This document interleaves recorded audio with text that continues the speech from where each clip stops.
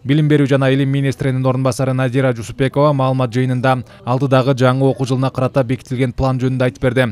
Анын маалыматы боюнча окуучулар үчүн жаңы окуу жылы төмөнкүдөй болот. Биринчи чейрек 15 сентябрдан башталып, окуу процесси 5 ноябрга чейин уланат.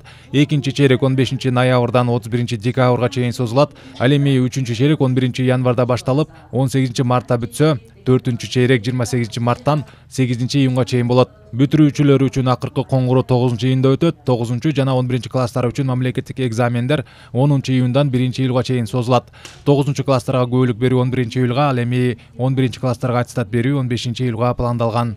Орто кесиптик билим берүү уюмдары 11 класстан кийин балдар өтөт го. Ошол кесиптик уюмдар төмөнкүдөй иштейт. Биринчи жарым жылдык 15 сентябрда башталат дагы 31 декабрда аяктайт. Экинчи жарым жылдык 15 сентябрда башталат дагы 31 декабрда биринчи жарым жылдык аяктайт. Анан экзамендик сессиялары ошо жерде 3 январдан 21 январга чейин болот.